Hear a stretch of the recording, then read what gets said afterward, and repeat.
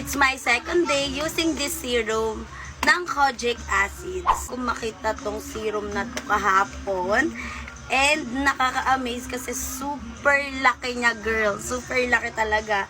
Like, tignan niya naman siya.